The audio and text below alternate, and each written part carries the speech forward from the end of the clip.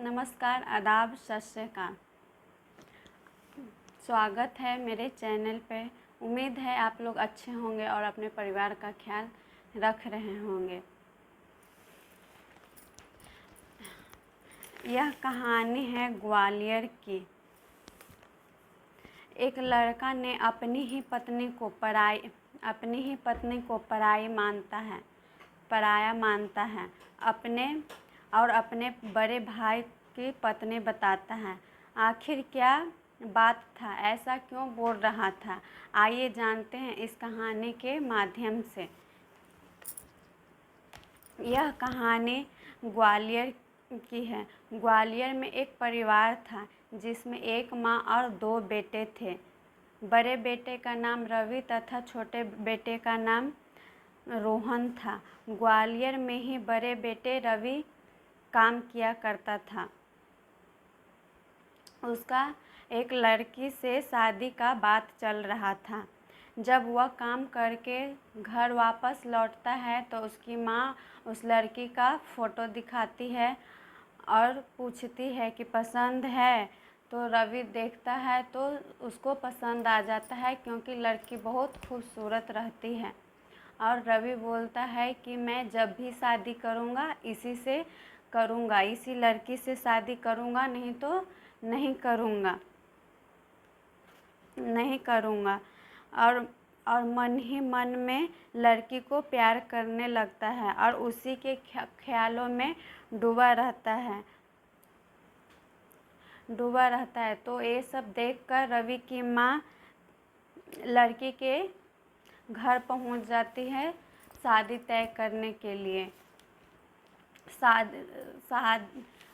शादी का दिन और मुहूर्त भी निकलवा लेती है। कुछ दिन के बाद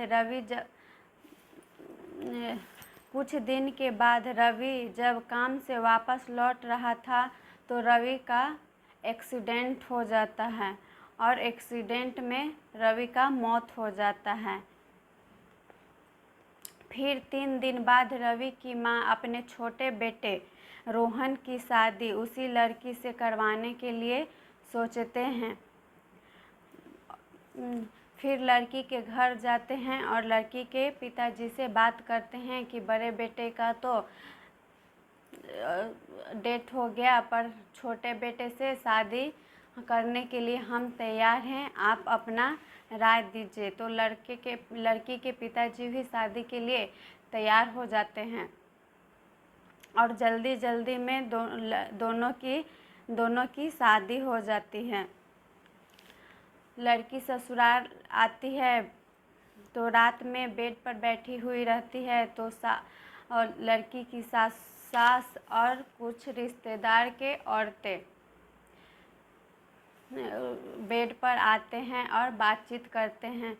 तब लड़की की सास बोलती है कि मेरे बेटे बहुत शर्मीला है, बहुत शर्माता है, तुम्हें ही उसका शर्मीलापन तोड़ना पड़ेगा, तुम्हें बहुत ज़्यादा मेहनत करना पड़ेगा। इतने में ही रोहन आ जाता है। कुछ औरतें रोहन को लेकर आ जाता है रूम में और रूम में करके दोनों को रूम में करके गेट बंद कर देते हैं। फिर लड़की का नाम रहता है श्रुति घूंघट गिरा लेती है और बेड पर बैठ जाती है। फिर रोहन धीरे धीरे आता है और तकिया लेके जाने लगता है। तब श्रुति हाथ पकड़ लेती है रोहन का और पूछती है कि कहाँ जा रहे हो, मेरे पास बैठो, मुझे छोड़ के क्यों जा रहे हो? तो रोहन बोलता है श्रुति से अपना हाथ पीछे खींच लेता है और बोलता है कि मैं पराई औरत को नहीं छूता हूँ। और इतना बोलकर उसी रूम में बेड के नीचे सो जाता है। और श्रुति ये सुनकर सोचने लगती है कि मैं पराई कैसे हूँ, अभी तो मेरी शादी हुई है उनसे, तो मैं पराई कैसे हुई? और यह फिर सोचती है कि अभी तो बोले सासू माँ कि शर्माता है, इसीलिए शर्माने के वजह से ऐसे बोल रहे हैं। कुछ दिन बाद श्रुति के पिताजी और श्रुति के बुआ घर आते हैं, श्रुति के ससुराल। तो श्रुति के पिताजी श्रुति से पूछते हैं कि क्या हाल चाल है, कैसी हो, ठीक तो हो ना, सब ठीक है ना। तो श्रुति बोलती है कि हाँ पिताजी सब ठीक है, और नहीं भी ठीक रहा तो आपकी बेटी ठीक कर देगी। श्रुति रोहन की बात अपने पिताजी से नहीं बताती है। शायद श्रुति भी कैसे बताती, अगर माँ होती तो बताती भी। कोई भी लड़की अपनी माँ को पूरा बात बता देती है, पर पिताजी को नहीं। इसीलिए शायद श्रुति भी रोहन की बात पिताजी को नहीं बताए, टाल दी और बोली कि अच्छी हूँ। फिर श्रुति के पिताजी नाश्ता पानी करते हैं और घर लौट जाते हैं। इधर श्रुति परेशान बैठी होती है, तो श्रुति की सासू माँ पूछते हैं कि क्यों परेशान हो, क्या हुआ बेटा, परेशान क्यों हो। तो श्रुति बोलती है कि रोहन जी मेरे से दूर दूर रहते हैं, उनको कुछ परेशानी है क्या। तो श्रुति की सास बोलती है कि नहीं, कुछ परेशानी नहीं है, वह बहुत शर्माता ही है, इसीलिए शायद दूर दूर रहता होगा। कोई बात नहीं, 2 दिन के बाद तो तुम लोगों को हनीमून पर जाना ही है, फिर सब शर्मानापन दूर हो जाएगा और ये सब ठीक हो जाएगा। और मैं भी अपनी बहन के यहाँ जा रही हूँ, तो तुम दोनों अकेले खूब मस्ती मौज करना। और ये बोलकर श्रुति की सास चली जाती है। उसी दिन रात को श्रुति नहाकर अपने रूम में बाल सुखा ही रही थी, तो श्रुति के पिताजी का कॉल आता है। तो श्रुति उनसे भी बताती है, कॉल आता है तो श्रुति के पिताजी बोलते हैं कि कैसी हो, ठीक तो हो। तो श्रुति बोलती आप इतना परेशान नहीं होइए, इतना चिंता मत करिए, मैं ठीक हूँ और 2 दिन के बाद मैं हनीमून पर जा रही हूँ, तो आप परेशान मत ना होइए। इतना बोलकर श्रुति फ़ोन काट देती है। उतना में ही रोहन रूम में आ जाता है और अपने शर्ट का बटन खोलने लगता है। तो श्रुति पीछे से जाकर रोहन को जोर से पकड़ लेती है। तो रोहन भी श्रुति को पकड़ के एक कुर्सी पर बैठा देता है और उसके हाथ एक रस्सी से बांध देता है। वहीं अलमारी से एक रस्सी निकालता है और श्रुति का हाथ कुर्सी से बांध देता है और श्रुति चुपचाप से देखते रहती है और मुस्कुराते रहती है कि आखिर रोहन करना क्या चाहते हैं, ये कैसा प्यार है। उधर रोहन रस्सी से हाथ बांधकर एक इंजेक्शन निकालता है और श्रुति को दे देता है और एक पट्टी से मुंह भी बंद कर देता है और रूम में बेड पर लेटाकर छोड़ देता है और खुद रूम बंद करके बाहर चला जाता है। शायद इंजेक्शन बेहोशी का था। फिर सुबह रोहन नाश्ता लेकर रूम में आता है और श्रुति को जगाता है। श्रुति अभी भी बेहोशी के हालत में ही थी, हल्का फुल्का बेहोशी के हालत में ही थी। फिर रोहन श्रुति को नाश्ता खिला रहा था, तब श्रुति खाने से इनकार करती है और पूछती है कि तुमने मेरे साथ ऐसा क्यों किया, मैं तुम्हारी पत्नी हूँ। तो रोहन बोलता है कि चुपचाप से नाश्ता करो, वे तुम्हारे इंतज़ार कर रहे हैं। आखिर वो कौन थे जो श्रुति का इंतज़ार कर रहे थे? फिर इतना सुनकर श्रुति परेशान हो जाती है कि कौन मेरा इंतज़ार कर रहा है, आखिर मेरे साथ क्या हो रहा है, मुझे तो कुछ समझ में ही नहीं आ रहा है। मेरा इंतज़ार कौन कर रहा है? मेरे पति ये है, हम दोनों सिर्फ घर में हैं, तो तीसरा कौन मेरा इंतज़ार कर रहा है? फिर अगला दिन भी रात को वैसा ही होता है। बेहोशी का इंजेक्शन दिया जाता है श्रुति को और मुंह पर पट्टी लगाकर बेड पर छोड़कर रूम से बाहर निकल जाता है रोहन। इसी तरह श्रुति के साथ रोज़ ऐसा ही हो रहा था। श्रुति के घर में काम करने वाली भी कुछ कुछ बातें सुनकर परेशान थी, हैरान थी कि आखिर श्रुति मैडम क्यों नहीं निकल रहे हैं रूम से बाहर। तो काम करने वाली भी श्रुति के रूम में जाने की कोशिश करती है, पर रोहन नौकरानी को अंदर रूम में नहीं जाने देता है। उधर श्रुति दिन पर दिन बेहोशी का इंजेक्शन से पागल होते जा रही थी। एक दिन श्रुति को कुछ होश हवास आता है, इधर उधर देखती है तो रोहन रूम में नहीं रहता है। तो श्रुति रूम से बाहर निकलने की कोशिश करती है और बाहर निकल भी जाती है। बाहर निकलकर अपने पिताजी के पास कॉल करती है, पर पिताजी कॉल नहीं उठा पाते हैं। फिर श्रुति फ़ोन रखकर घर से बाहर निकल जाती है लोगों से मदद मांगने के लिए।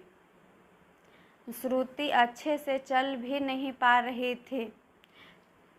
जैसे तैसे चलकर बाहर निकलती है तो पुलिस को खड़े देखती है। कुछ दूरी पर पुलिस खड़ा होता है तो पुलिस के पास मदद के लिए जाने लगती है तो उतना ही में उधर से श्रुति की सास अपने बहन के यहाँ से वापस लौट रहे थे और श्रुति को देख लेते हैं तो श्रुति को पकड़कर घर लाते हैं। पर श्रुति घर आना नहीं चाहती है। वो बोलती है कि मुझे अपने पिताजी के पास जाना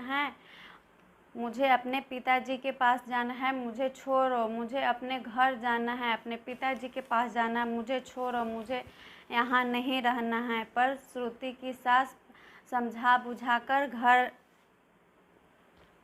लाती है और रोहन को एक चाट मारती है कि